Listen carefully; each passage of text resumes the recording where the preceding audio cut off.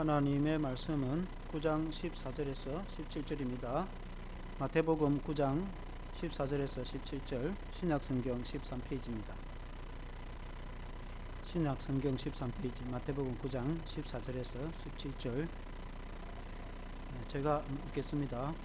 그때에 요한의 제자들이 예수께 나와 이르되, 우리와 바리새인들은 금식하는데 어찌하여 당신의 제자들은 금식하지 아니하니이까? 예수께서 그들에게 이르시되, 본인 집 손님들이 신랑과 함께 있을 동안에 슬퍼할 수 있느냐? 그러나 신랑을 빼앗길 날이 이르리니 그때에는 금식할 것이니라. 생배 조각을 낡은 옷에 붙이는 자가 없나니 이는 기운 것이 그 옷을 당기어 헤어짐이 더하게 됨이요, 새 포도주를 낡은 가죽 부대에 넣지 아니하나니 그렇게 하면 부대가 터져서 포도주도 쏟아지고 부대도 버리게 됨이라. 새 포도주는 새 부대에 넣어야 둘이 다 보존되느니라. 새 포도주는 새 부대에 라는 제목으로 말씀을 드리겠습니다. 여기에 이제 14절에 시작할 때에 그때에 이렇게 이제 말씀이 시작합니다. 그때라는 말은 그 앞전의 내용이 이제 그것을 두고 그때라 그렇게 이제 말씀하는데, 그 앞전의 내용이 뭐냐면은 이 이제 말씀을 기록한 마태가 다른 이름으로 레위라고도 하는데 원래는 세리장입니다. 근데 이제 세금을 거두고 있는 마태를 예수님이 나를 따라오너라 라고 하니까 그 세금통을 그만두고 예수님을 따라가 제자가 되었는데, 이제 세리 마태가 제자가 되다 보니까 친구들하고 이제 한번 예수님도 소개해주고, 그리고 이제 자기 친구들을 예수님께 소개도 좀 하고, 이제는 어쩌면 친구들하고 이제 작별도 하고 이제 주님과 함께 전도 여행도 떠나야 되니까 한 번은 내가 우리 주님 예수님을 초대해서 한번 내가 식사를 하면 되겠다, 이런 마음을 이제 먹은 것 같습니다. 그리고는 자기 집에 세리다 보니까 얼마나 부자겠습니까? 그리고 식사를 거창하게 준비해, 그리고 이제 많은 친구들을 초대를 했는데 그 친구들이 대부분이 세리 아닙니까? 그래서 예수님과 함께 식사를 하고 먹고 마시고 즐거워하고 하하호하하고 있는데, 그때에 마침 바리새인들이 들어온 거예요. 바리새인들 와서 보니까, 바리새인들은 당시에 세리를 이제 죄인이라고 취급했습니다. 왜냐하면은 세리들은 세금을 걷어서 당시에 지배국인 로마에 다 바쳐버리니까 얼마나 밉겠습니까? 그래서 아주 그 죄인 중에 죄인으로 취급한 이 직업군이 세리였는데, 그러들은 유대인들은 죄인들의 집에 들어가지도 않고 죄인들하고 상종도 하지 않고 밥은 아예 같이 안 먹습니다. 말도 같이 안 섞는데 밥을 같이 먹겠습니까? 그런데 맹식이 예수님은 당시에 보통 볼 때 선지자라고, 하나님의 아들이시지만 선지자라고 보더라도 선지자 되는 예수님이 이 죄인의 집에 들어가서 그리고 식사를 하면서 그리고 하하하 웃고 있으니까 이럴 수가 있는가라고 생각을 하고, 예수님 제자들 보고 바리새인들 하는 말이, 당신의 선생님은 이 죄인들과 함께 같이 식사를 하느냐라고 이렇게 말을 했단 말이죠. 이렇게 비웃고 비판했다는 뜻이겠죠. 그때 예수님이 그 마음을 아시고 예수님이 대답을 뭐라고 하시냐면은 12절에 예수께서 들으시고 이르시되, 건강한 자에게는 의사가 쓸데없고 병든 자에게라야 쓸데있느니라. 그러니까 건강한 사람 의사가 필요 없고 환자에게 의사가 필요하듯이 나는 죄인을 구하러 왔다. 이 죄인, 세리들도 한 말이죠. 이 죄인들을 회개하고 그들이 제사함 받아서 그들이 구원을 얻도록 하기 위해서 나는 왔다. 나는 의인을 위해서 온 것이 아니다. 그래서 그때 당시 유대인들은 자신이 스스로 의인이라고 생각하고 자신들은 저 죄인과 다르다고 그렇게 생각을 했고, 그들이 예수님을 맞아들일 영접할 마음도 없었어요.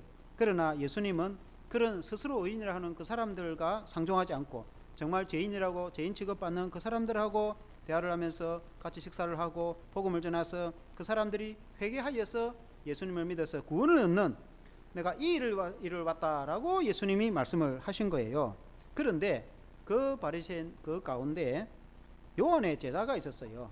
요한은 세례요한의 제자들은 그들이 신앙과 생활 방식이 바리새인하고 좀 비슷한 면이 있었어요. 왜냐하면 그들이 금식하고 엄격하게 신앙생활을 했습니다. 그래서 예수님에게 질문을 하기를, 우리는 금식을 하고 그렇게 하는데 왜 예수님과 제자들은 금식을 하지 않습니까? 라고 그 비슷한 수준의 질문을 했단 말이죠. 그 질문을 받은 예수님이 오늘 그 14절 이후에 대답을 주시면서 한 내용, 오늘 본문의 내용입니다. 새 술은 새 부대에 담아라. 그런 이제 말씀이죠. 오늘 이 말씀을 은혜를 받기를 원합니다. 첫째는 우리는 신랑과 함께 있을 때에 즐거워한다. 예수님이 그렇게 말씀했습니다. 14절에 그때에 요한의 제자들이 예수께 나와 이르되 우리와 바리새인들은 금식하는데 어찌하여 당신의 제자들은 금식하지 아니하나이까, 이렇게 말했단 말이죠. 그러니까 당시에 그 요한의 제자들은 스승을 따라서 얼마나 엄격하게 신앙생활을 했는지 일주일에 2번 금식을 하고 그렇게 했습니다. 우리가 알다시피 세례 요한은 광야에서 낙타 트롯을 입었어요. 그때의 중동이 얼마나 뜨겁습니까? 근데 낙타 트롯을 입고 다니면 어떻게 되겠어요? 그렇게 자신을 쳐서 아주 이 엄격하게 자신을 좀 고통스럽게 하면서, 그리고는 메뚜기와 석청은 야생꿀입니다. 야생꿀이 흔하진 않아요. 그러니까 그 음식을 아주 절제를 하면서 때로는 자신을 엄격하게 자신을 이렇게 믿음 생활을 아주 이렇게 좀 율법적으로 그런 신앙생활을 했단 말입니다. 세례 요한은 아주 훌륭한 분이죠.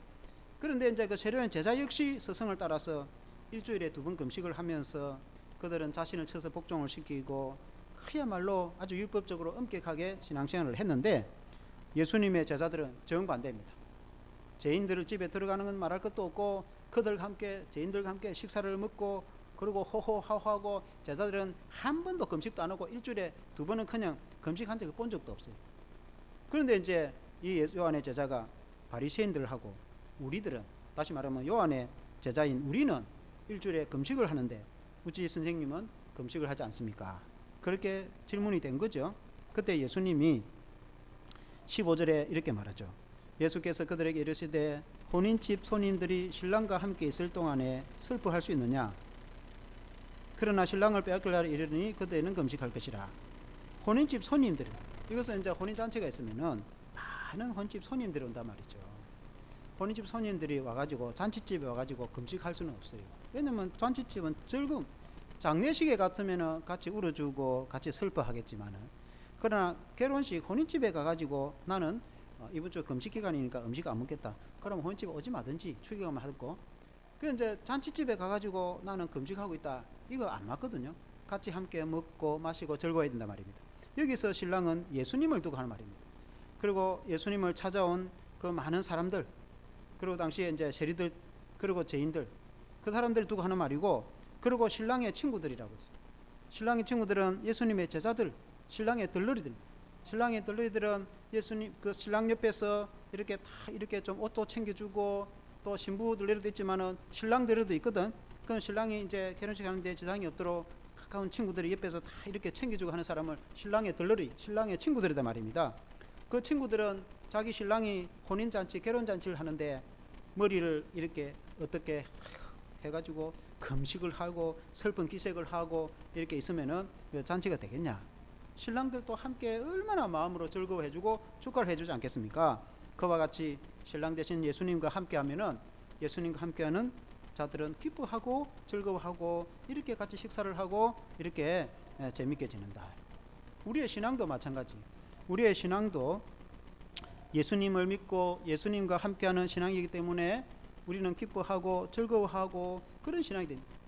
물론 이제 우리가 오늘 예수님 신랑이 빼앗길 그 십자가의 사건 앞에서는 우리가 고통스러워하고 때로는 금식하고 때로는 우리가 하나님의 죄를 뉘우칠 때는 통회하고 회개하기도 하지만, 그러나 기본적으로 우리 기독교 신앙은 예수님과 함께 하기 때문에 즐거워하고 기뻐하는 신앙생활이 되지, 그렇게 되지 않으면 기독교 신앙이 잘못된 겁니다.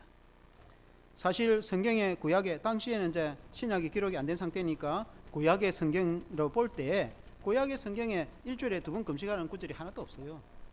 구약에 금식하라는 구절이 딱 한 군데 있는데 그것은 7월 10일 대속죄일 때 그때에 한 번 금식을 해요.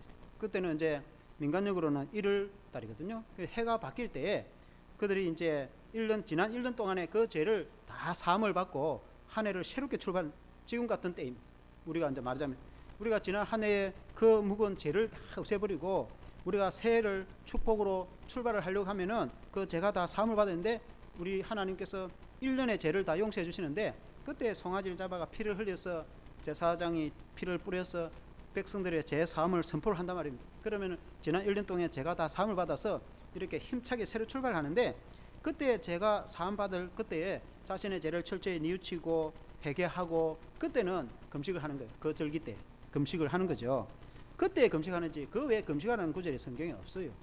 근데 왜 이 사람들이 일주일에 1년에 한두 번도 아니고 일주일에 두 번이나 주로 월요일하고 목요일날 금식을 했습니다. 왜 그때 일주일에 두 번이나 그렇게 금식을 했을까? 그는 유대인들이 옛날에 이제 그들이 하나님을 잘 섬기지 못해가지고 바벨론 포로로 끌려갔을 때 그들이 생각해 볼 때 우리 조상들이 하나님 말씀에 불순종하고 하나님 말씀을 지키지 않아서 범죄해서 우리가 포로로 끌려왔으니까 자신의 죄를 뉘우치고 통회하고 회개하고 철저히 그들이 금식하면서 기도했습니다. 그리고 그들이 이제 하나님의 은혜로 해방이 돼가지고 바벨론에서 이제 해방이 돼가지고 예루살렘 유다로 돌아갔을 때에 그들이 생각해 보니까 참 이건 하나님의 은혜이고 그들이 죄를 떠나야 되고 조상들의 죄를 회개하고 그래서 그들이 통회하면서 왜 우리가 이렇게 됐을까? 우리 민족이 왜 이렇게 됐을까? 그래가지고 금식을 하기 시작했는데 그게 전통이 됐단 말이에요. 그게 전통이 돼갖고 오랜 수백 년이 지난 예수님 공생의 시절 이때에도 금식을 계속하고 있었어요. 그게 이제 전통이 됐는데 그런데 예수님이 금식을 하지 않으니까 왜 금식하지 않느냐라고 됐단 말이죠. 그러니까 예수님이 하시는 말씀이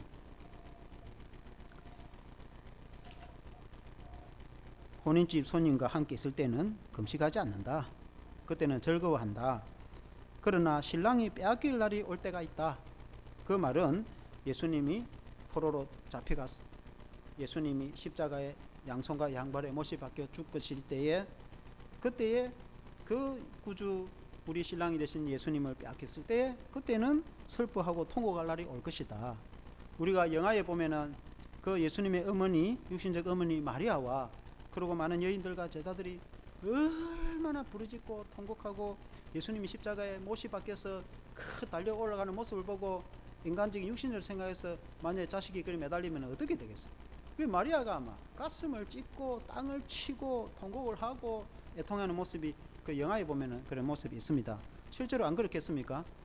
하물며 그 자신이 키운 양육한 그 아들이시며 또 메시아이신 예수님의 고통을 본 그 마리아의 마음이 그러하듯이 예수님의 제자들과 예수님을 따르는 사람들은 슬퍼하고 고통스럽게 그렇게 할 수 있습니다. 우리 같은 경우에 우리가 주님의 십자가를 생각하면은 우리가 때로는 금식하면서 우리가 통회하고 우리의 죄를 멀리하고 고난주간 같은 경우는 한 주간 동안 금식하면서 우리가 그렇게 할 수 있습니다. 그러나 우리가 그 고난주간 예수님의 십자가를 생각할 때 또는 내 죄를 회개하고 또한 고난주간은 아니더라도 우리가 살아가면서 우리의 죄를 진심으로 회개할 때는 때로는 금식기도 하기도 하고 회개기도 하기도 하고 기도원 같은 데 가서 기도하기도 하고 우리가 그래 할 수 있어요. 그러나 일반적인 경우에 우리 예수 믿는 신앙생활을 하면서 일반적인 경우에는 주님이 우리와 함께 하시기 때문에 우리가 기뻐하고 혼인집 손님처럼 즐거워하고 또 교회는 특히 기쁨과 즐거움으로 은혜와 행복이 충만해야지 교회가 우울하고 교회가 슬픔에 가득 차 있고 그러면은 우리 기독교 신앙은 그건 잘못된 거예요. 그래서 우리 예수님이 신랑이 함께 있을 때는 즐거워해라. 우리가 그런 즐거운 믿음 생활 될 줄로 믿습니다. 그리고 두 번째는 새 술은 새 부대에 담으라. 그렇게 예수님이 말씀했습니다. 15절에 보면은 16절에 보면은 생배 조각을 낡은 옷에 붙이는 자가 없나니 그렇게 말했습니다. 옷을 옛날에는 깁고 살았지 않습니까? 요새는 뭐 양말도 잘 안 깁죠. 떨어지면 버리고. 옛날에 우리 어릴 때도 옷을 많이 깁고 살았죠. 그러면 어떤 경우에는 이제 떨어지면은 다른 이제 조각을 붙여갖고 이렇게 깁지 않습니까? 그때에 생배 조각을 낡은 옷에 붙이지 말라. 그 말은 생배는 굉장히 탄력성이 있어요. 근데 낡은 옷은 오래됐기 때문에 그리고 그때는 뭐 그렇게 뭐 제품이 좋은 것도 아니고 근데 이제 이 탄력성이 없단 말이죠. 탄력성이 없는 낡은 옷에 아주 탄력성이 있는 생배 조각을 붙여 놓으면은 탄력에 의해서 찢어져 버린단 말이죠. 그래서 낡은 옷에 생배 조각을 붙이지 마라. 이 생배 조각은 예수님의 교훈, 신약의 그 믿음과 신앙. 그리고 이제 낡은 것은 구약에서부터 내려오던 전통, 그걸 의미한단 말입니다. 신약의 교회는 구약의 전통에 의해서 세워지는 것이 아니다. 신약의 주님이 주신 복음과 말씀으로 새롭게 세워지는 것이다. 그것은 이렇게 잘못 섞이면은 이게 터져버린다 그 말이죠. 그리고 이어서 주님이 말씀하시기를 17절에 보니까 새 포도주를 낡은 가죽 부대에 넣지 아니하나니 그렇게 하면 부대가 터져서 포도주도 쏟아지고 부대도 버리게 됨이라. 새 포도주는 새 부대에 넣어야 둘이 다 보존되느니라. 그때의 새 부대는 주로 염소 가죽으로 만든 게 많아요. 염소 가죽을 가죽 통째로 해가지고 이 목 부분에 이렇게 묶고 풀고 한단 말이에요. 그러고는 이제 어떨 때 마감을 해가지고 그게 이제 이 여행을 할 때 거기에 물을 부어가지고 메고 가기도 하고, 또 이제 포도주 담을 때 거기에다가 부어가지고 포도주를 담아요. 그러면 이제 이 묵은 포도주는 오래돼 가지고 이렇게 맛은 이제 좋아요. 그러나 새 포도주는 이 포도주에는 이 포도를 담으면 효소 발효를 합니다. 저도 어릴 때 우리 이제 옛날에는 민간 그 술을 담은 적이 있어요. 지금은 뭐 그렇게 안 하지만 어릴 때 제가 술을 담는 걸 본 적이 있어요. 그 이제 밥을 이렇게 삶아 가지고 그걸 이제 아마 뭐 누를 안 넣었겠나 싶은데 어른이 하는 것이 우리 잘 모르는데 우리가 보기만 했으니 거기다가 무슨 큰 이제 그릇에다가 닦아 가지고 이제 밥순 같은 걸 덮어 가지고 아래목에 뜨뜻한데 놔주니까 나중에 이게 지금 생각하기 효소가 발효를 한 거예요. 그러니까 부글부글 끓어요. 이게 막 부풀어 오는 거예요. 빵을 이제 구우면은 누룩을 반드시 넣습니다. 그러면 그게 이제 이 빵이 이제 말하자면은 이 부풀면은 우리가 빵을 사 먹으면은 얼마나 부드럽고 맛이 있어요. 그래서 무교병 절기 때는 그 누룩을 빼고 빵을 만들면은 아주 빵이 부풀지 않아가 딱딱해가지고 먹기가 힘들어요. 그와 같이 이제 누룩은 부풀게 한단 말입니다. 이게 부풀면은 양도 커지고 부드러워지는데 효소 발효가 그와 같은 겁니다. 이 효소가 발효가 되면은 부푼단 말입니다. 그런데 이제 이 새술을 이렇게 헌 가죽 부대에 두면은 부풀어 가지고 이 오래된 가죽 부대는 탄력이 이제 없단 말입니다. 오래됐으니까. 그러면 양이 팽창되면은 터져버린다. 그러면 술도 못 먹고 가죽도 버리고 된다 이 말이죠. 그러나 이제 새 포도주는 새 부대에 담으면은 새 부대는 아주 생생하니까 탄력이 있는 거예요. 좀 부풀어도 이렇게 팽창이 돼 가지고 유지를 하는 거예요. 그리고는 동시에 같이 오랫동안 묵으면은 이렇게 맛도 있고 좋은 포도주가 되는 거예요. 그와 같이 새 술은 새 부대에 담아야 되는데 낡은 부대에 담으면 터집니다. 이렇게 새 술이라 새 포도주의 말은 주님이 가르쳐주신 신약의 새로운 복음의 교훈, 오늘 말하면 교회, 신약 교회의 신앙을 두고 하는 말입니다. 그러나 이제 큰 부대 이런 거는 당시에 구약 때부터 오래 내려오던 전통, 당시 유대인들이 지켜오던 전통이나 그런 오랜 묵은 전통을 두고 하는 말입니다. 그래서 예수님이 가르쳐주신 이 교훈을 오래된 전통을 가지고 하려면은 견디지 못한다. 터집니다. 오늘 우리가 신앙생활을 할 때에 예수 믿는 믿음과 복음으로 살아야지 오래된 이 전통에 우리가 매여 살면은 견디지 못합니다. 그 신앙이 터집니다. 예수님의 복음은 탄력성이 있고 생명력이 있단 말입니다. 우리의 신앙은 예수님을 모시고 예수님의 주시는 신앙의 생명력이 있는 성령의 교훈을 따라 살아가는 것이지 전통에 매여 살아가는 것이 아니에요. 예를 들어서 그때의 이스라엘 백성들이 그렇게 했고 유대인들도 당시에 예수님을 뭐 제대로 알았겠습니까? 그때의 예수님은 갈릴리 한 청년 정도로 생각했겠죠. 바리새인들은 특히 예수님의 제자들이야 메시아인 줄 생각하겠지만 그 사람들은 메시아라고 받아들이지도 않고 예수님은 갈릴리에서 온 한 좋게 봐주면 선지자 정도로 생각했겠습니까? 그러니까 그들이 무슨 교훈으로 받아들였겠습니까? 실제로 예수님은 하나님의 본체이시고 하나님 자신이시고 하나님의 아들이신 예수님이 육신을 입고 이 땅에 오셔가지고 새로운 신약의 교회, 예수님이 복음을 통해서 전 세계를 구원할 새로운 신약의 교회를 세우겠는데 그때 그 사람들이 이 말을 알아들었겠습니까?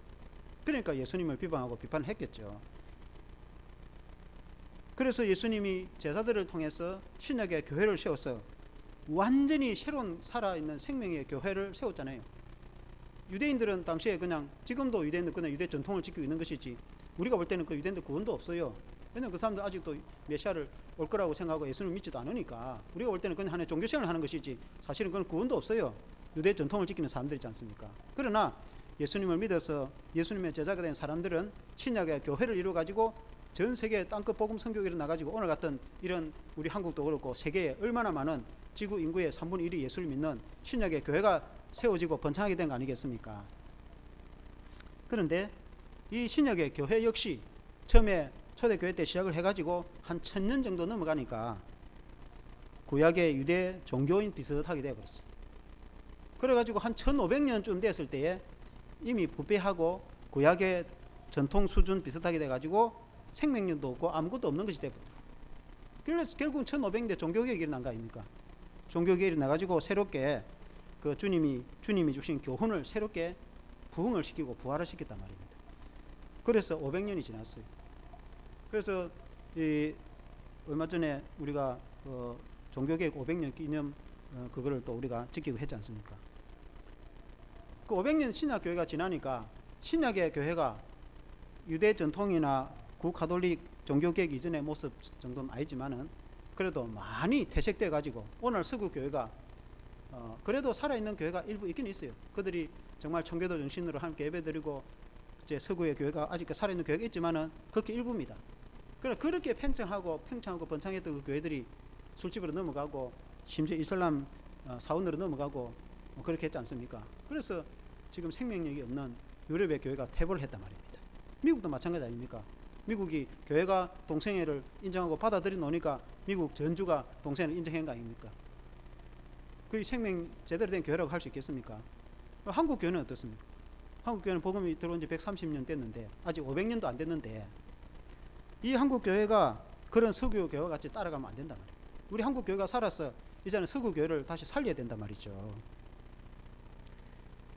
신약의 교회를 할지라도 오랜 시간이 지남으로 복음의 본질을 잃어버리고 내부와 분쟁과 본질하고는 아무 관계없는 예수 생명하고는 아무 관계없는 걸로 싸우고 분쟁하고 투쟁하고 하는 교회의 그런 모습으로 변질이 되어버리면은 주님의 교회하고는 아무 관계없는 일이 된단 말이죠.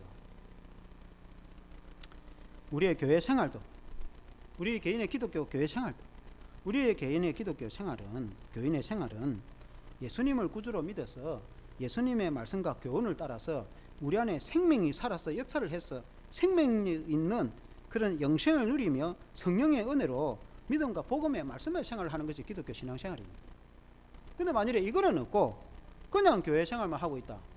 그러면 유대 종교 생활을 하는 거나 종교개혁 일어날 때 구가톨릭 그런 모습이나 뭐가 다를 게 있어요. 그래서 우리가 예수님이 술은 새 포도주 부대에, 새 포도주는 새 부대에 담아갔죠. 우리는 새 포도주를 우리는 맛보는 그런 신랑이 되시는 예수님을, 생명이 되시는 구주를 우리 가운데 모시고 우리와 함께하는 그런 믿음 생활이에요. 그것이 하나님의 뜻이다. 하나님의 뜻이 우리에게 영생을 얻는 것이 하나님의 뜻이다 말이에요. 거기에서 벗어나는 것은 그 하나님과 아무 관계없는 일이다. 하나님하고는 아무 일 없는 일을 사실상 사람들이 할 수 있다. 특히 교회 안에서 그런 일도 할 수 있어요. 그래서 우리가 신앙의 본질, 생명을 우리가 깨달아야 되는 줄로 믿습니다. 그래서 우리가 이제 마지막으로 우리가 한번 적용을 해보면은 나는 새 포도주를 새 부대에 담는 믿음 생활을 하고 있는가? 먼저 첫째는 나의 모든 신앙의 중심에 예수님이 계신가? 우리가 신앙생활을 한다. 그 다음에 예수 믿는다 이렇게 말하잖아요. 이웃이 우리를 보고 그 교회 다니는 사람이고 하나님의 자녀다 이렇게 말하잖아요. 우리의 신앙생활에 예수님이 중심이 되었는가? 내 신앙의 중심에는 예수님이 계신가? 예수님의 관계에 있는 신앙생활을 하고 있는가? 그리고 두 번째는 내 삶의 모든 중심에 예수님이 계신가? 교회 밖에서 우리가 사회생활하고 생활을 할 때, 사회에서 살아갈 때 예수님 중심으로 살아가고 있는가? 예수님이 나와 함께 하시고 내가 예수님을 위해서 살고 예수님의 뜻에 합하게 살고 종교 생활을 떠나서라도 사회생활을 그렇게 하고 있는가? 그렇게 하고 있다면은 그게 새 포도주를 새 부대에 담는 일을 하고 있는 거예요. 그러나 그런 것이 아니면은 안 된단 말이죠. 그리고 세 번째는 나의 인생의 철학이나 가치 혹은 비전에 예수님의 뜻에 부합한가? 내 인생의 철학과 가치, 내가 어떤 생각을 하고 어떤 사고를 가지고 내 인생을 살아가는 내 삶에 있어서 가치는 나는 뭐다? 라고 생각을 할 때에 그 예수님과 같이 뜻을 같이 하고 있는가? 내 인생 철학에. 그게 나는 예수님 믿고 교회는 다니지만은 내가 중요하게 생각하고 하는 것은 따로 있다. 그러면은 이게 신앙이 잘못된 거단 말입니다. 그 다음에 네 번째는 내 신앙의 척도와 길이 예수님의 말씀에 기초를 하고 있는가? 우리가 신앙생활을 하면서 우리가 어떤 무엇을 한다. 그럼 그게 주님이 우리에게 갖추신 말씀 위에 기초를 하고 있는가? 말씀을 떠나서 말씀과 관계없는 일을 한다.